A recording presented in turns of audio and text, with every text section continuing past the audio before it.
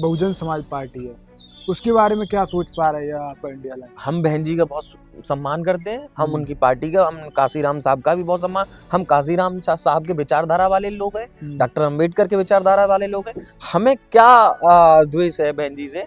बहन जी को बार बार हम लोग तो अप्रोच करने की कोशिश कर रहे हैं, हम उनका स्वागत कर रहे हैं, हम उन्हें न्योता भी भेज रहे हैं, आइए। देखिए, राहुल गांधी जी से भी देखा जाए तो बहन जी को कहीं न कहीं उम्रदराज एक अनुभवी नेता तो है, ठीक है, लेकिन राहुल गांधी जी एक अपनी अलग जगह है, बहन जी अपनी, दोनों ही सम्मानीय नेता हैं। तो कोई लग रहा है संभावना कि बहन जी इस गठबंधन में आ सकती है? उम्मीद तो मुझे भी ऐसी है।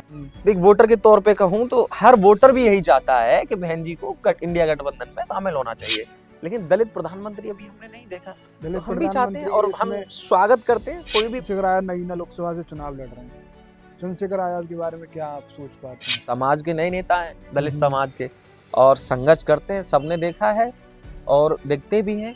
उन्हें लड़ना, को सीट छोड़नी चाहिए? अगर वो शामिल होंगे तो छोड़ी जाएगी, ये क्लियर तो हो। मैं विशाल कुमार, आप देख रहे हो बी मिशन टीवी। लोकसभा आम चुनाव का बिगुल बज चुका है और तमाम राजनीतिक दलों के नेता अपनी अपनी पार्टियों को किस तरीके से मजबूत करें और वो रणनीति बनाने में जुटे हुए हैं। इसी बीच इंडिया अलायंस भी बनने जा रहा है। कांग्रेस के वरिष्ठ नेता कुलदीप, जो कि पूर्व प्रत्याशी हैं विधानसभा में, कुलदीप सिंह जी मेरे साथ मौजूद हैं, उनसे खास बातचीत करूंगा। इंडिया अलायंस का क्या भविष्य होने वाला है, बहुजन समाज पार्टी की सुप्रीमो मायावती का आने से क्या फायदा होगा, अखिलेश यादव ने जो बयान दिया था उसके क्या नुकसान देखने को मिलेंगे, तमाम ऐसे महत्वपूर्ण बिंदु हैं जो आपके बीच बात चर्चा होना बेहद जरूरी है। कुलदीप भाई, बहुत स्वागत है आपका। बहुत बहुत धन्यवाद विशाल भाई, और काफी समय बाद हमारी मुलाकात भी हुई है, और मैं समझता हूँ पिछली बार हमारी मुलाकात विधानसभा चुनाव के दौरान हुई, और अब लोकसभा चुनाव से पहले। तो स्वागत है आपका भी, और बहुत बहुत शुक्रिया आप फिर से आए। ये इंडिया अलायंस बनने जा रहा है, बीजेपी अभी काफी ज्यादा मजबूत स्थिति में फिर से विधानसभा चुनावों में उभरी। जो उम्मीद नहीं थी देश को, वो उम्मीद के मुताबिक बीजेपी को वोट मिला और बीजेपी ने कई राज्यों में अपनी सरकार बनाई, लगभग बड़े बड़े राज्यों में बनाई। तो कहाँ तक उसकी जीत की विपक्ष की कमियां देख पा रहे हैं? देखिए, अगर आप पांचों राज्यों के वोटिंग प्रतिशत को आप अगर लगाएंगे तो कांग्रेस को भाजपा से ज्यादा वोट मिला है, लेकिन हम अपने वोट प्रतिशत को जीत में नहीं बदल पाए, इस बात को हम मानते हैं।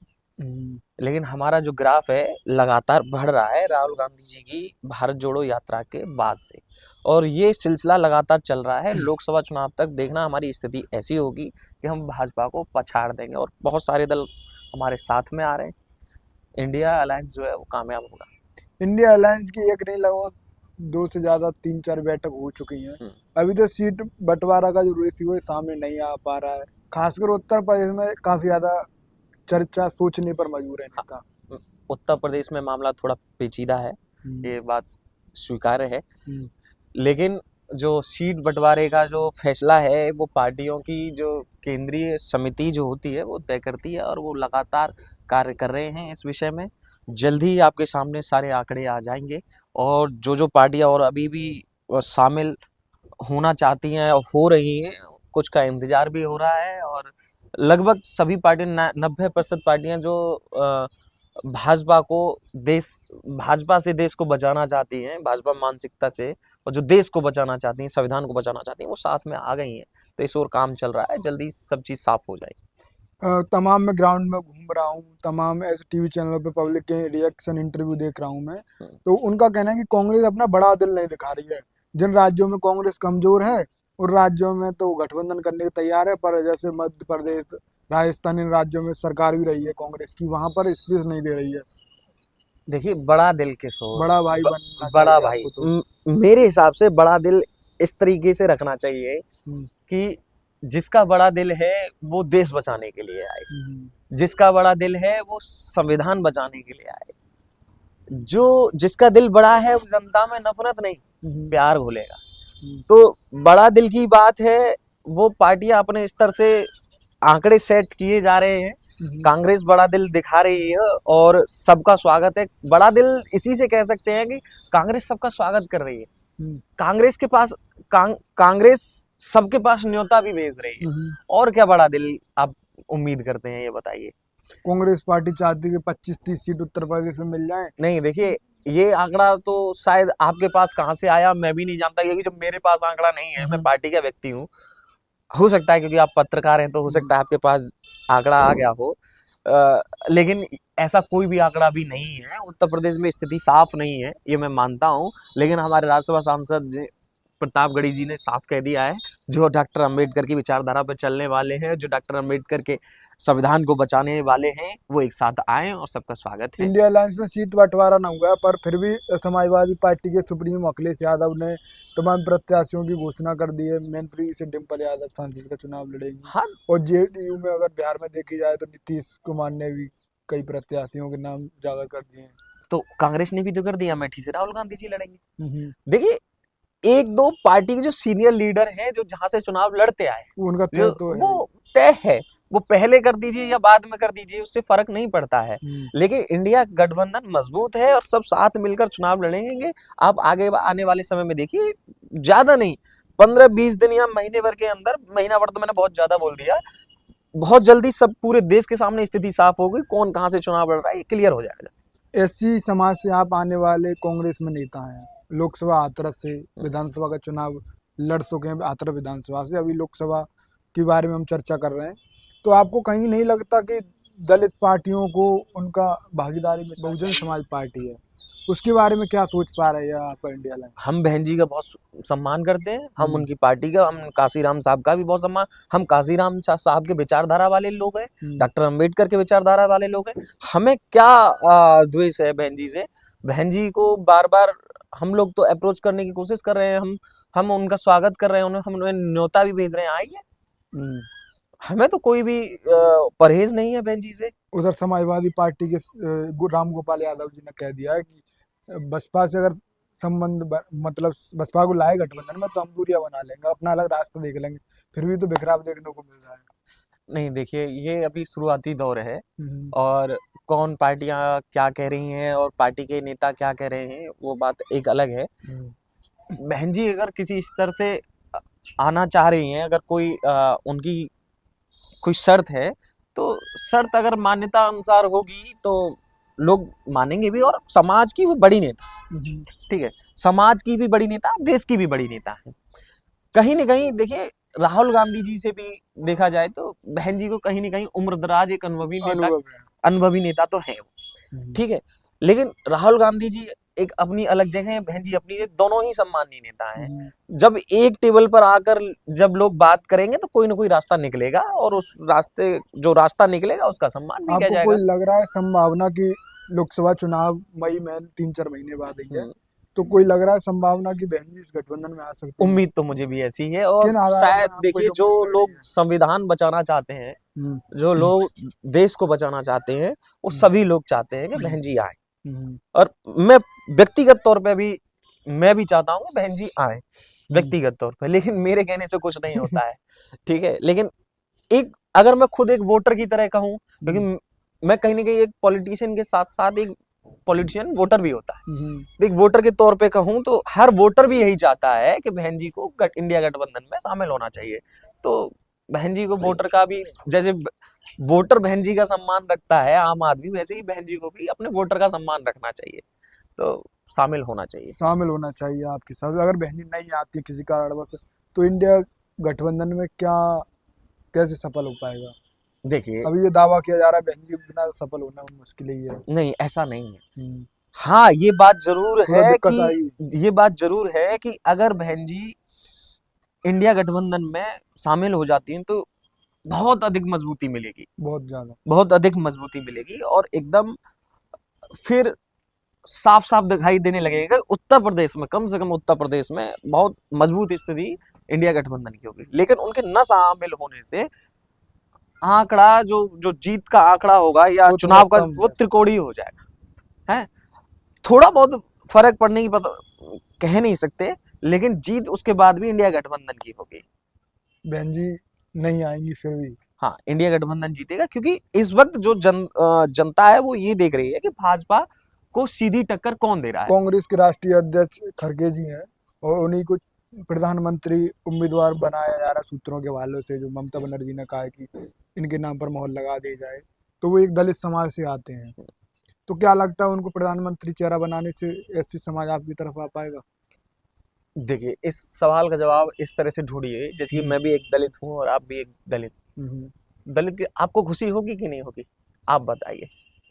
इस देश को दलित और प्रधानमंत्री इस देश बनना को चाहिए। दलित प्रधानमंत्री की जरूरत भी। अभी आजादी तक के 70-75 साल के बाद हम लोगों ने देश में मतलब राष्ट्रपति पद पर भले देखे, लेकिन दलित प्रधानमंत्री अभी हमने नहीं देखा। तो दलित हम भी चाहते हैं प्रधानमंत्री और हम इसमें स्वागत करते हैं कोई भी बने, लेकिन अगर दलित बनता है तो ये तो हमारे लिए सौभाग्य की मायावती बात। जी भी तो दलित ही हैं, वो उनको प्रधानमंत्री बना दिया जाए। देखिए, ये गठबंधन तय करेगा कि कौन बनेगा, लेकिन हम्म, अगर कोई दलित बनता है तो मैंने दलित की बात करी ना, दलित कोई भी बने ये अच्छी बात रहेगी, देश के लिए सौभाग्य की बात होगी। इस अब बार कौन बनता है वो गठबंधन तय इस करेगा। बार दलित प्रधानमंत्री चाहिए, वैसे आपको होना चाहिए इस बिल्कुल, बार। मेरा व्यक्तिगत तौर पे बिल्कुल अ, स्वागत करने योग्य ये मेरी राय है कि मतलब हम्म, दलित प्रधानमंत्री होना चाहिए।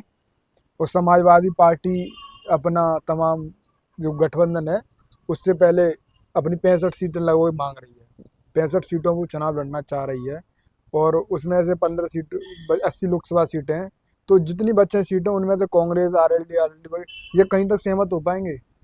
देखिए, सबसे पहले कौन कितनी सीटें मांग रहा है ये उड़ती उड़ती खबरें हैं, उड़ती उड़ती अभी खबर इनमें जो कोई आई है, सच्चाई नहीं है। लगातार मीडिया चैनलों द्वारा दावा हाँ, किया जा रहा है। अभी मीडिया भी आप सोच ट्विटर पे आप देखेंगे। मीडिया चैनल कहाँ से खबरें लेके आ रहे हैं, उनके सूत्र क्या हैं, उन सूत्रों की क्या विश्वसनीयता है, मुझे नहीं लगता कि पता नहीं क्या है ये। और क्या स्थिति होगी सीट बंटवारों की, वो जब तक कोई पार्टी घोषणा नहीं कर देती मैं नहीं मानता। कब तक आपको उम्मीद लग रही है, कोई कितने दिनों में ये क्लियर हो जाए, क्योंकि चुनाव में काफी समय कम है, और प्रधानमंत्री नरेंद्र मोदी तो लगातार चुनावी जनसभाएं कर रहे हैं, और जनसभा अभी आपकी सीट बंटवारा नहीं हो पाया है। सीट बंटवारा भाजपा में ही कहाँ हुआ। अब बताइए, हम्म, भाजपा क्या अकेली चुनाव नहीं लड़ेगी? फिर भी वो अपना गठबंधन तो वहां भी है। वो लगातार कर रहे हैं डेली। सीट बंटवारा लगभग तय ही है। आप हम्म, समझते हैं जैसे कि बिहार में आरएलडी जेडीयू चुनाव हम्म, लड़ेंगे, हम्म, उनके साथ कांग्रेस लड़ेगी। हम्म, उत्तर प्रदेश में बहन जी शामिल होती हैं तो बसपा सपा और कांग्रेस चुनाव लड़ेगी। हरियाणा में कांग्रेस चुनाव लड़ेगी।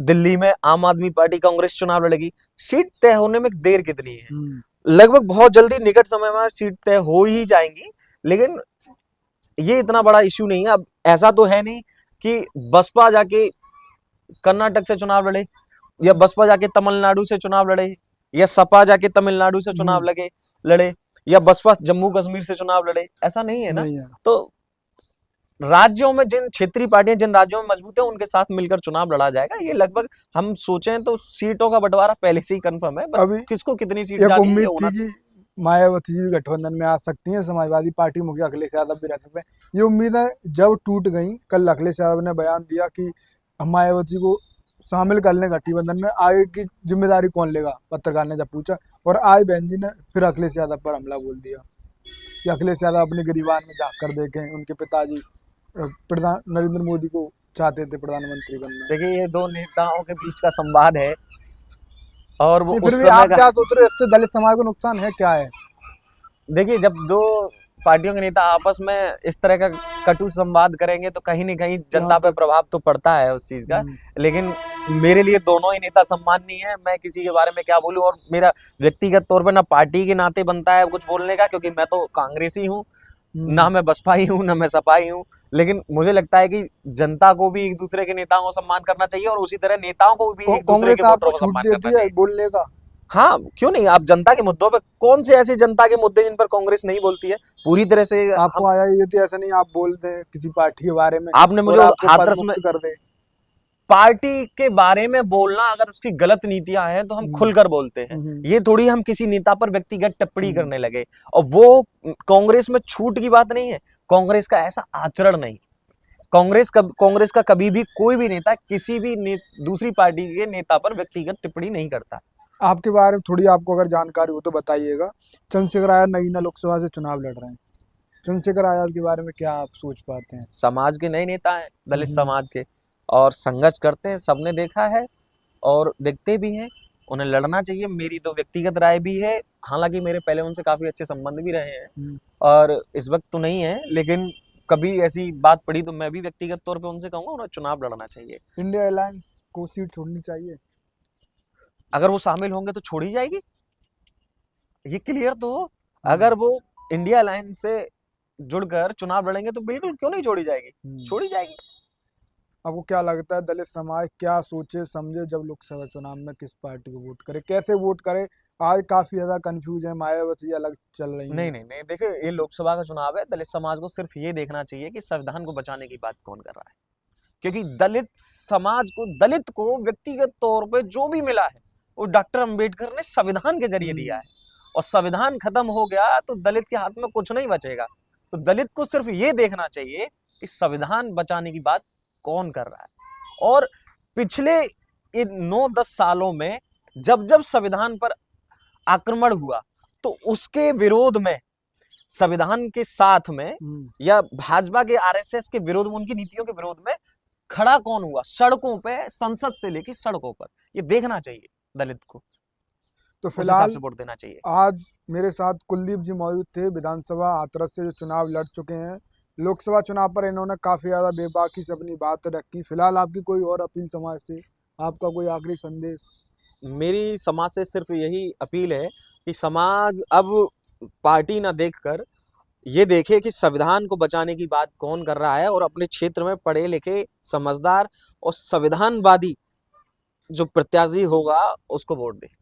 तो लोकसभा चुनाव पर हम लगातार ग्राउंड रिपोर्ट कर रहे हैं। इसी बीच जो तमाम क्षेत्रीय नेता हैं जो चुनाव वगैरह लड़ चुके हैं तमाम पार्टियों को, उनसे जान रहे हैं कि आखिर उनके मत में क्या है दलित समाज के प्रति, खासकर क्योंकि बहुजन का ये अपना चैनल है और इस पर हम उनकी आवाज़ उठाते हैं।